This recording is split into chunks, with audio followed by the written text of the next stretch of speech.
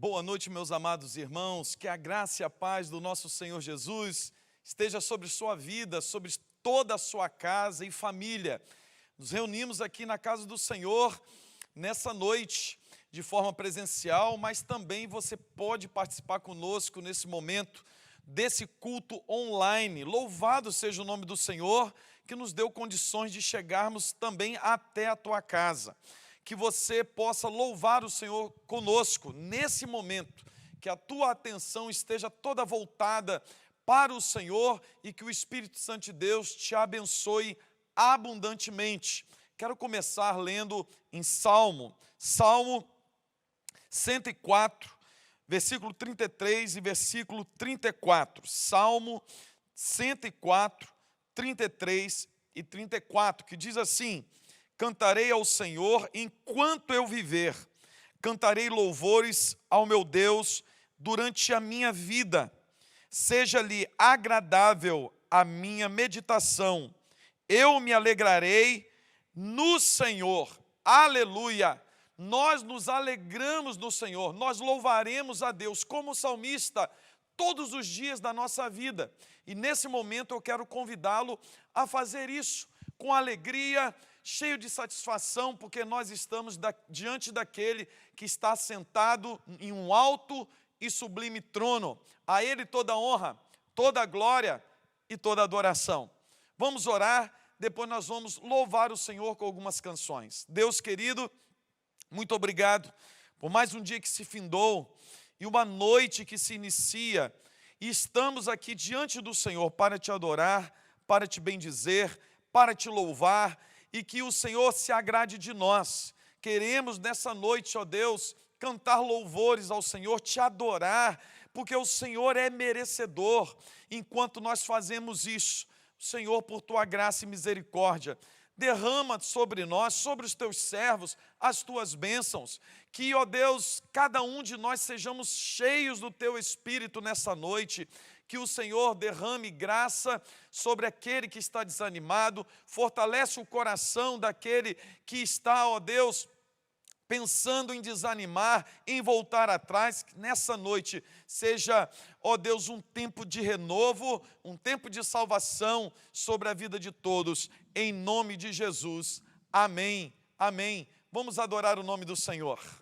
Boa noite, irmãos, a graça e a paz do Senhor Jesus. Vamos cantar e louvar? Vamos!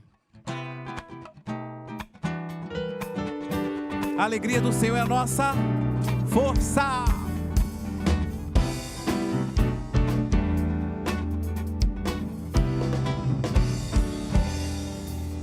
Jeová é o teu cavaleiro que cavalga para vencer. Todos seus inimigos cairão diante de ti. Jeová é o teu cavaleiro que cavalga para vencer. Todos os seus inimigos cairão diante de ti. Cairão diante de ti. Sobre tua vida,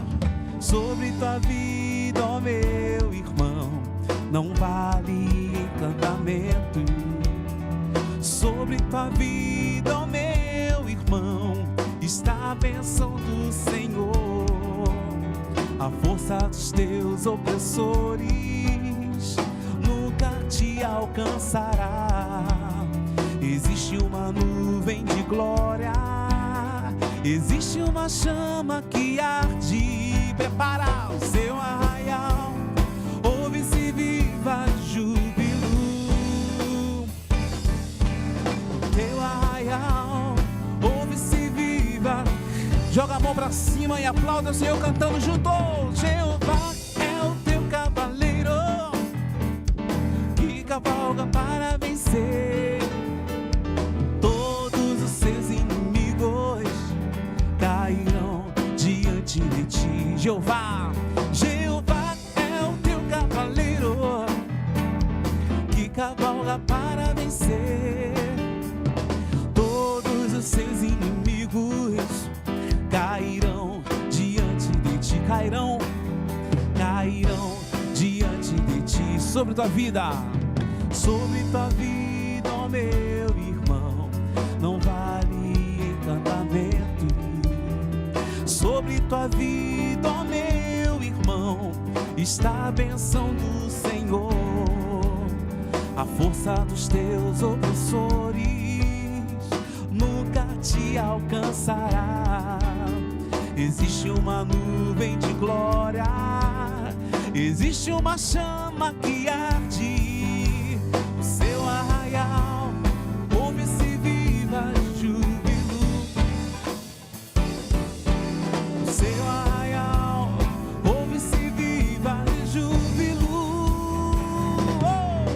Jeová é o teu cavaleiro que cavalga para vencer.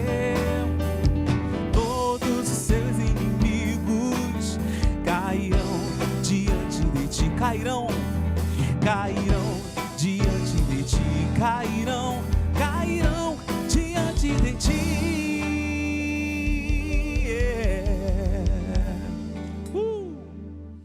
Amém, aleluia. Amados irmãos, esse é o momento tão especial do culto que nós temos a grata satisfação, o privilégio de trazermos à casa do Senhor os nossos dízimos e as nossas ofertas. Deus tem nos abençoado, Deus tem fortalecido o teu povo, Deus tem provido tudo que nós precisamos, e por isso, como Ele é fiel a nós, nós também somos fiéis à palavra de Deus e à vontade do Senhor. A palavra de Deus nos diz que nós devemos trazer os nossos dízimos à casa do tesouro. A palavra de Deus nos exorta para que possamos assim agradar o Senhor e honrar a Deus com as primícias de tudo que Ele tem nos dado. E nessa noite nós faremos a mesma coisa que nós temos feito sempre, mês após mês. Todo culto nós trazemos a nossa oferta, nós trazemos nosso dízimo à casa do Senhor. Quero encorajar você que não entregou o seu dízimo ainda esse mês, faça isso ainda essa semana. Você pode depositar, vai aparecer aí a conta, no momento que nós estivermos cantando, a conta da igreja, você pode fazer o seu depósito, pode fazer a sua transferência bancária, mas também você pode ligar para mim, para algum presbítero da igreja, que nós teremos o maior prazer de ir até você, recolher o seu dízimo e a sua oferta. Sua fidelidade é muito importante para a sua vida, porque a palavra de Deus fala que o Senhor se agrada, se alegra daquele que dá com alegria. O Senhor Jesus abençoa, mas também a sua oferta, o seu dízimo, a sua fidelidade tem abençoado a casa de Deus, e assim nós estamos avançando a cada dia. Então eu quero orar por sua casa, por sua família, e que você nesse momento separe o seu dízimo, a sua oferta, para que você possa entregar nessa semana, fazer o seu depósito, ou você pode ligar para mim ou para algum presbítero que nós estaremos aí buscando na sua casa. Então vamos orar? Deus querido, Pai amado, Deus eterno e soberano, mais uma vez queremos consagrar o Senhor, todos os dízimos, todas as ofertas que são entregues na casa do Senhor. Ó Deus, muito obrigado pela fidelidade que o Senhor tem colocado no coração, na vida de cada um dos teus servos. Ó Deus, essa fidelidade que faz com que a tua igreja possa avançar na área financeira. Ó Deus, através da fidelidade do teu povo, nós podemos, nesse ano, avançar nas reformas, avançar, ó Deus, na ajuda que damos aos missionários. Abençoamos também vidas que precisam e carecem de ajuda. Que o Senhor, ó Deus, continue colocando, ó Deus, essa liberalidade no nosso coração, essa generosidade na vida dos teus servos. E peço agora que o Senhor esteja abrindo portas, abençoando, ó Deus, a casa, a família de cada um que agora participa conosco desse culto. Que o Senhor esteja abençoando, fortalecendo, curando, ó Deus, se porventura alguém que está participando desse culto agora precisa de uma cura física, em nome de Jesus, esteja liberando cura, restauração sobre essa vida. alguém que precisa de libertação. Ó Deus, em nome de Jesus, liberte essa vida, liberte esse coração, cura as emoções, que a tua bênção, a tua graça esteja sobre a vida do teu povo, sobre toda a tua igreja, em nome do Senhor Jesus. Amém e amém. Vamos louvar a Deus.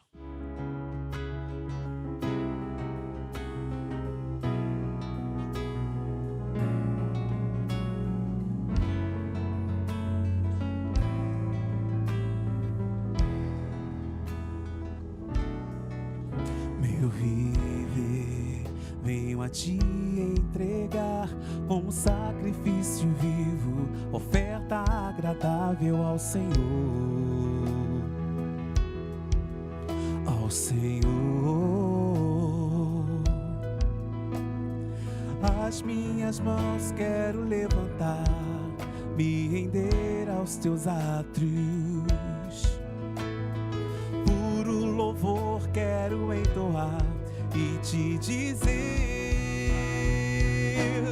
que o meu respirar só depende de ti, meu viver já está em tuas mãos. Eu entro na sala do teu trono, choro de alegria, que o meu respirar só depende de ti, meu viver já está em tuas mãos. Eu entro na sala do teu trono, choro de alegria.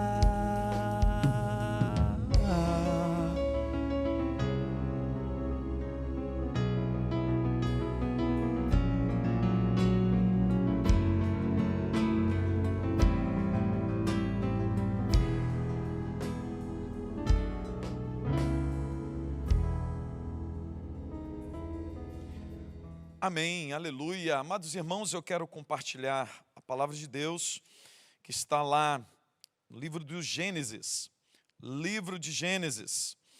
capítulo 26, versículo 25, somente esse versículo. Claro que eu quero compartilhar com você toda a mensagem do capítulo 26 até o versículo 25, mas eu quero ler somente esse versículo, que diz assim: então levantou ali um altar, e tendo invocado o nome do Senhor, armou a sua tenda, e os servos de Isaque abriram ali um poço. Amém, amém. Amados irmãos, eu quero falar nessa noite sobre a doutrina da providência divina. Nós precisamos conhecer a palavra de Deus, e assim conhecendo a palavra de Deus, nós descobrimos nela algumas doutrinas que nós precisamos ter no nosso coração, e essas doutrinas vão reger e direcionar a nossa vida, a nossa jornada de fé. Dentre das principais doutrinas que nós precisamos conhecer, e assim conhecendo, crer que elas são verdadeiras para a nossa vida, porque são bíblicas, está em primeiro lugar a soberania divina. Nós precisamos conhecer essa doutrina bíblica que nos diz que o Senhor é soberano, o nosso Deus é soberano, Ele está acima de tudo e de todos, Ele tem total liberdade para tomar decisões e reger sobre tudo e todos. Mas nós também temos como alicerce da nossa fé a doutrina da providência divina, e é sobre isso que eu quero falar nessa noite. A providência de Deus sobre tudo e todos. A providência divina é o governo de Deus sobre todas as coisas. Deus não somente é soberano, é Senhor sobre tudo e todos, mas o nosso Deus, Ele governa sobre tudo e todos. A doutrina da providência divina nos diz que definitivamente Deus rege, controla, sustenta e preserva tudo e todos. Essa é a verdade da palavra de Deus. Nós vemos muitos textos das Escrituras que comprovam essa verdade. Por exemplo, em Neemias capítulo 9, versículo 6 diz: só tu és Senhor, tu fizeste os céus dos céus e todo o seu exército, a terra e tudo quanto nela há, os mares e tudo quanto neles há, e tu os guardas com vida a todos, e os exércitos dos céus te adoram. A palavra de Deus também nos diz lá em Daniel capítulo 4, o rei Nabucodonosor, depois daquela experiência com Deus, Nabucodonosor diz: mas ao fim daqueles dias, eu, Nabucodonosor, levantei os olhos aos céus, e tornou-me a vir o entendimento, e eu bendisse o Altíssimo, e louvei e glorifiquei ao que vive para sempre, cujo domínio é um domínio sempre eterno, e cujo reino é de geração em geração, e todos os moradores da terra são reputados em nada, e segundo a sua vontade, ele opera com os exércitos dos céus, e os moradores da terra, não há quem possa conter a sua mão, e lhe diga: que fazes? Louvado seja o nome do Senhor. Eu creio que esses 2 versículos já nos dá a ideia clara da verdade bíblica, que o Senhor Deus não é somente soberano, mas através da sua providência, da divina providência, Ele governa, Ele rege, Ele cuida e sustenta de todas as coisas.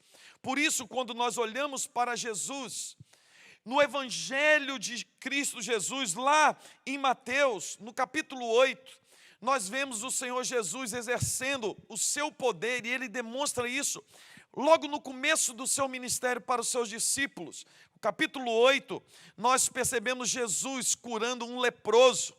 Jesus ali demonstra para os seus discípulos que Ele tem poder sobre o ser humano, sobre as doenças. Ele tem poder de curar, de libertar. Não há nada difícil para o senhorio de Cristo, para a providência divina. Mas no capítulo 8, logo após a cura do leproso, nós podemos ver o Senhor Jesus acalmando a tempestade. Os discípulos de Jesus estavam passando uma experiência complicadíssima, terrível. Eles estão no mar da Galileia, naquela tempestade, e o Senhor Jesus, Ele se levanta e com uma palavra, uma ordem, todo o mar se acalma, o vento para. Aqueles discípulos olham e falam assim: quem é este? Até mesmo os ventos e o mar lhe obedecem. O Senhor Jesus demonstra que Ele tem agora e todo o poder, e Ele rege não somente a vida do ser humano, mas Ele tem todo o poder sobre a natureza. Mas ainda nesse capítulo 8 de Mateus, o Senhor Jesus vai para a terra de Gadara, e chegando lá, Ele expulsa uma legião de demônios que estava num homem, que nós o conhecemos como o endemoniado gadareno. Ali, o Senhor Jesus submete ao seu domínio aqueles demônios, uma legião de demônios, e aqueles demônios partem em retirada em uma só palavra, um só comando, uma só ordem do Senhor Jesus. Ali o Senhor Jesus demonstra para nós, para os seus discípulos, que Ele tem todo o poder sobre o mundo sobrenatural, sobre anjos, sobre principados, sobre demônios. O Senhor Jesus rege, governa e controla todas as coisas. Ah, meu amado irmão, essa verdade, essas verdades da palavra de Deus, enche o nosso coração de alegria, de paz, de contentamento, porque nós adoramos um Deus que é Senhor de todas as coisas, Ele é soberano, mas nós também podemos descansar debaixo do cuidado do Senhor, nós podemos descansar debaixo das asas do Altíssimo, porque Ele é um Deus providente, Ele rege sobre tudo e todos, Ele está no controle de todas as situações, de todos os eventos da vida. Nada passa por um acaso, nada pega o Senhor despercebido, tudo tem um propósito, tudo, em todas as coisas, em todos os eventos da vida, Deus tem um propósito. E por isso, eu quero compartilhar com você, para que você entenda um pouco mais sobre como Deus rege, como Deus controla. Eu quero trazer para você essas verdades na vida de Isaac.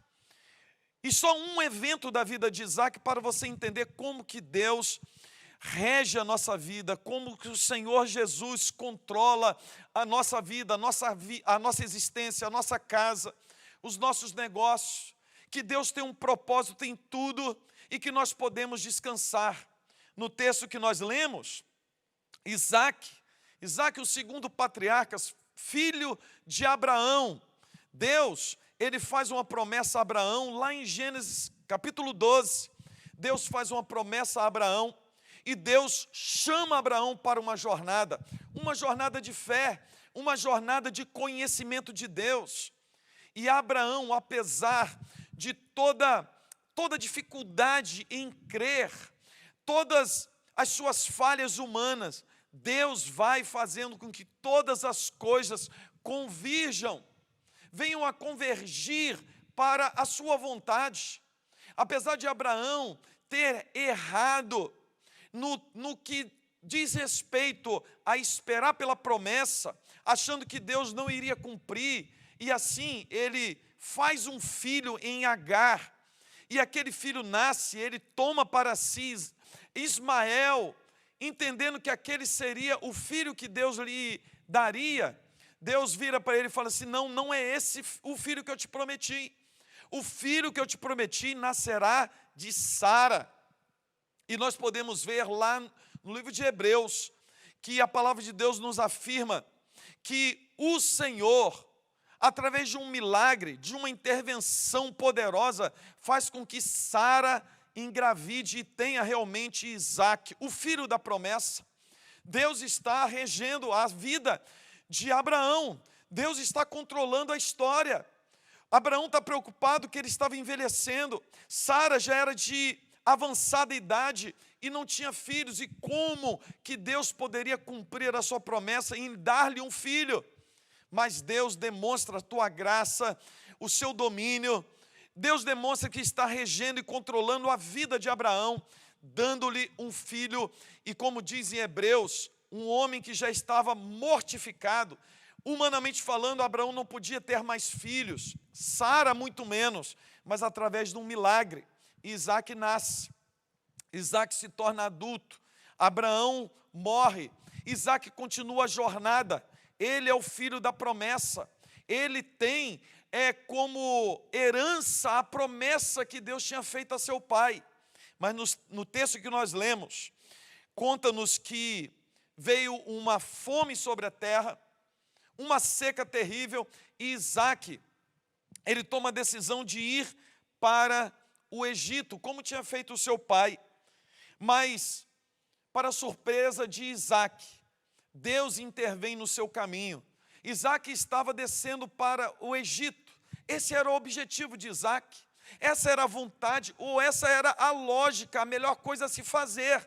Descer para o vale do Egito, descer para próximo do rio Nilo, onde existia pasto abundante para as suas ovelhas. Mas Deus, no meio do caminho, fala com Isaac: Isaac, não desça para o Egito, não desça para o Egito, mas fique na terra que eu vou te mostrar. E a palavra de Deus nos diz, no versículo 6, que Isaac ficou em Gerar. Aonde que é Gerar? Gerar era a terra dos filisteus. Isaac, ele fica no lugar que ele menos queria estar, e ele fica em obediência. Nós percebemos que Deus intervém na vida de Isaac, mudando os seus planos. Isso é uma coisa maravilhosa. Por quê? Porque, como dizem Provérbios, que nós podemos fazer muitos planos, mas a execução, a concretização vem da vontade do Senhor.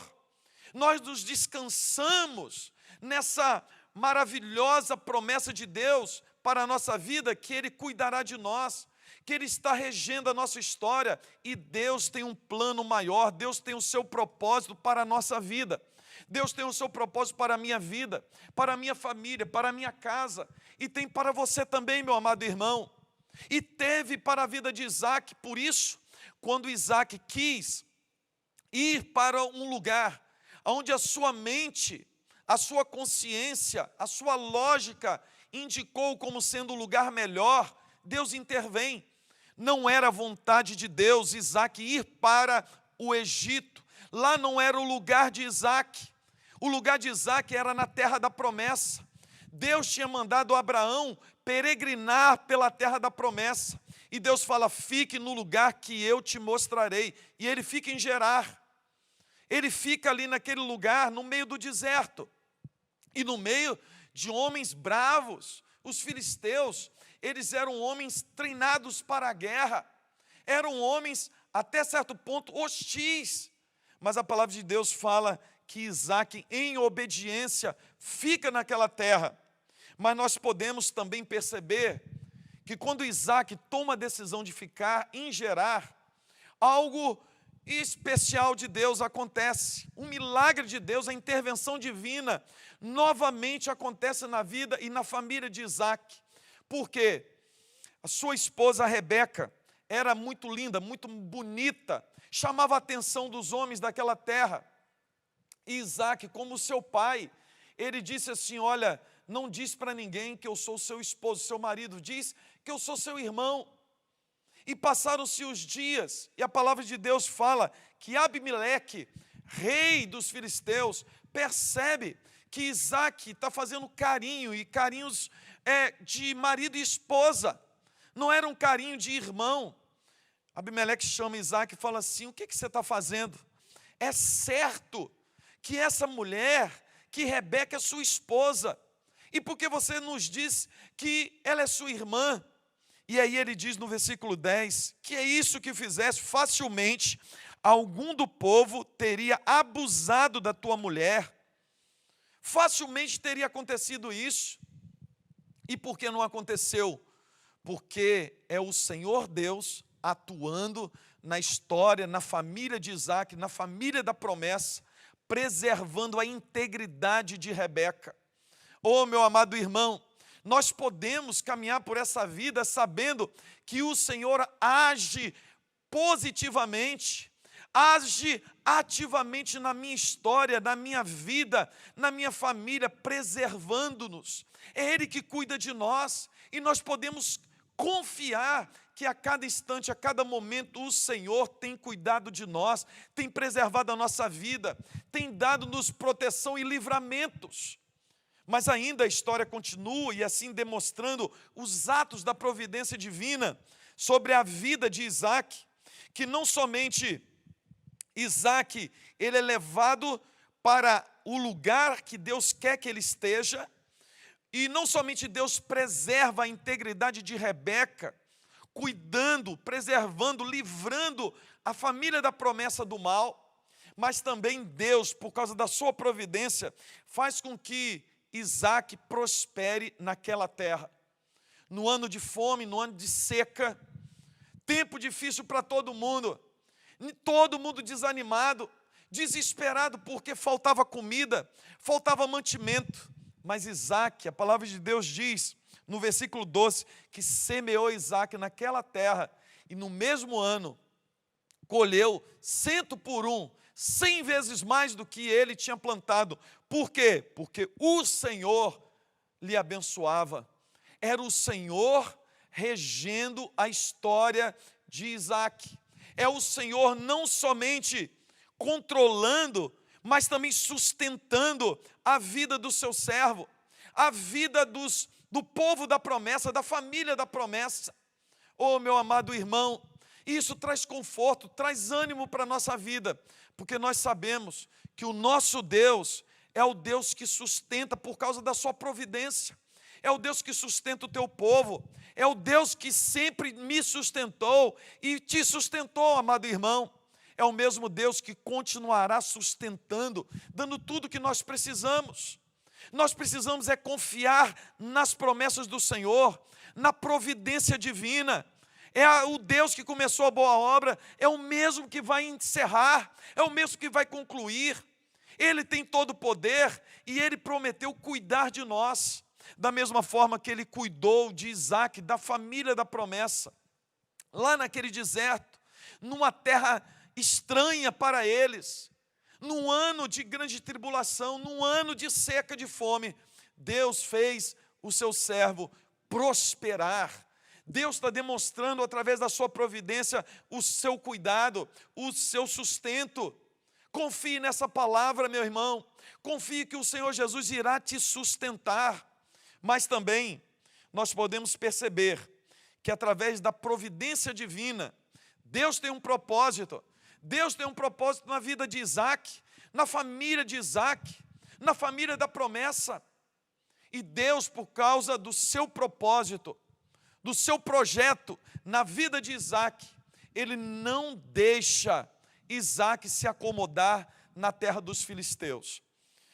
Aparentemente nós percebemos numa coisa tão natural, tão humana, e nós achamos até que é algo por acaso, porque a palavra de Deus nos diz que por causa do enriquecimento de Isaac na terra dos filisteus, aqueles homens ficaram preocupados. E por quê? Porque Isaac já era mais poderoso do que eles. Chega Abimeleque e diz assim: Isaac, eu quero que você saia da nossa terra. Você já é mais poderoso do que nós. Nós começamos a ter medo de você.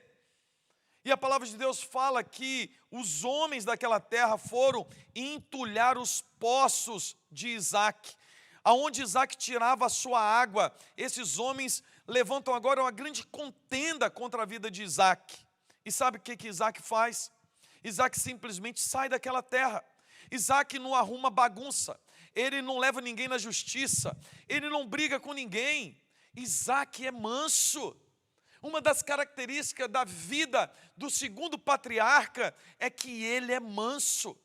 Ele é manso e humilde. E ele sai, ele vai e cava um outro buraco, outro poço. E naquele poço também, aqueles homens arrumam maior confusão, entulham novamente. E ele vai para outro lugar, e isso acontece novamente. Mas diz a palavra de Deus que ele continua cavando, ele continua perseverando. E no versículo 22 diz: partindo dali, saindo daquele lugar, cavou ainda outro poço. E como por esse não contenderam, chamou-lhe Reobote e disse: porque agora nos deu lugar o Senhor, e prosperaremos na terra. Dali subiu para Berseba. E chegando em Berseba, ele faz um altar a Deus e adora o nome do Senhor. Meu amado irmão, o nosso Senhor, o nosso Deus, não só tem um propósito, um plano para a nossa vida, como também Ele controla a nossa história. O livro da história da humanidade está nas mãos do Senhor Jesus. E nós podemos crer firmemente na providência divina, que aquele que te fez nascer, aquele que te chamou, aquele que te comprou, aquele que pagou um alto preço por sua vida, é o mesmo que vai cuidar de você. É o mesmo que controla a direção da sua vida. É aquele que, quando nós queremos nos desviar do caminho, Ele vai e nos chama de volta e nos mostra o seu caminho, nos mostra a direção a seguir. Esse é o mesmo Deus que nos guarda e nos livra do mal. É o Senhor, Deus Todo-Poderoso, que guarda a nossa casa, que guarda os nossos filhos. É o Senhor que nos protege das doenças. É o Senhor Jesus que nos protege da Covid-19. É o Senhor Jesus também que no ano de escassez, de fome, como foi lá com Isaac, Ele nos faz ser prósperos, Ele nos dá tudo o que precisamos, Ele cuida de nós, Ele nos sustenta, Ele nos guarda, Ele nos abençoa. Anime o seu coração, fortaleça a sua vida nessa palavra, meu amado irmão, nessas verdades. Mas também o Senhor, Ele sempre nos empurra em direção à sua vontade. Nós estamos na jornada dessa vida, mas nós estamos caminhando para a glória. Como Isaac não podia ficar em Gerar, ali não era lugar dele. Deus não queria que ele continuasse ali. Ele precisava avançar, ele precisava continuar. E Deus, por causa da sua providência, levantou sim pessoas que aparentemente lhe fizeram mal, mas no plano espiritual eles estavam fazendo bem. Eles eram instrumentos de Deus para empurrar Isaac para um lugar melhor, para o lugar onde Deus realmente o queria, para um lugar que Isaac poderia confessar dizendo: aqui o Senhor tem nos abençoado, agora nós prosperaremos. Ali naquele lugar, ele levanta o altar a Deus e adora o nome do Senhor. Meu amado irmão, Deus sempre vai nos empurrar em direção à sua vontade. De vez em quando acontecerá algumas coisas conosco que nós nem entendemos. Nós achamos que são coisas da vida, mas as mãos do Senhor estão em todas as coisas. As mãos do Senhor estão sobre os eventos da nossa história. Deus governa, Deus rege sobre os eventos cataclísmicos do nascimento de uma estrela a 10 mil anos-luz daqui. Mas Deus também está atuando no desabrochar de uma rosa lá no campo. Nós não estamos nem vendo, nós nem percebemos. É assim, por exemplo, que o próprio Senhor Jesus disse que nós não devemos andar ansiosos com coisa alguma, porque o Senhor tem cuidado até das flores do campo. As flores que hoje nascem e daqui a pouco são cortadas, são jogadas no fogo, são queimadas. Deus rege, Deus cuida, Deus preside sobre todas as coisas. Meu amado irmão, minha amada irmã, enche o teu coração de fé, enche o teu coração de esperança, dá certeza que o Senhor está sobre tudo e todos. Ele é soberano, mas Ele governa sobre tudo. Ele sim controla, rege, sustenta e preserva todas as coisas. E com a minha vida e com a sua vida não será diferente. Nós somos chamados para sermos família de Deus, propriedade de Deus. Através dessa palavra que nós lemos, nós percebemos através da vida de Isaac. E essa é uma só história da vida de Isaac. Mas nós poderíamos falar não só de Abraão, Isaac, mas da providência divina sobre a vida do terceiro patriarca, Jacó. Nós podemos falar sobre a providência divina sobre a vida de José no Egito. Nós podemos falar sobre a providência divina sobre o povo de Israel, sobre a vida de Moisés, sobre os profetas. Nós podemos falar da providência divina, Deus regendo a história, as nações, os governos, os reinos, os impérios da terra, de tal forma que tudo viria a desembocar no nascimento do Messias, do Senhor Jesus, aquele que viria para morrer por nós e salvar a nossa vida. Por isso, nessa noite, você deveria animar o seu coração, alegrar a sua alma e fortalecer a sua fé, crendo na providência de Deus sobre sua vida, sobre a sua casa, sobre a sua família. Que você nessa noite, assim, crendo nisso, possa fazer como Isaac, louvar a Deus e adorar o nome do Senhor.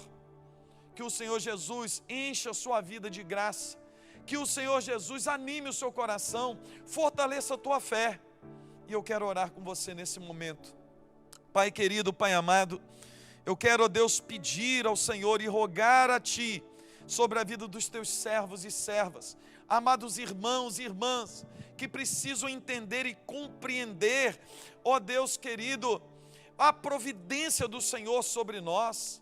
Ó Deus querido, essa doutrina tão maravilhosa da Tua palavra, que nos faz descansar, que nos faz caminhar seguros, que o Senhor, ó Deus, coloque essa certeza no nosso coração, no coração dos Teus servos, que o Senhor, ó Deus, governa sobre tudo, controla, rege, sustenta e preserva todas as coisas. Ó Deus, faça isso em nós, fortaleça a nossa fé, em nome do Senhor Jesus. Amém e amém. Amado irmão, louvado seja o nome do Senhor, que nos dá força e que nos abençoa. Que você tenha uma semana maravilhosa. Terça-feira estaremos aqui novamente. E eu gostaria muito que você estivesse aqui acompanhando o culto, participando conosco. Que o Senhor continue de forma providente, abençoando a sua vida durante o transcorrer dessa semana.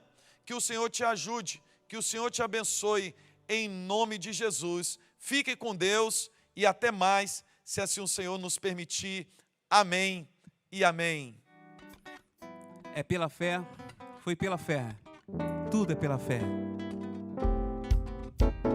Fé para provisão, fé para salvação, fé para compreender o tempo do Senhor, fé para o teu milagre, fé para ver a glória, fé para ver o impossível acontecer.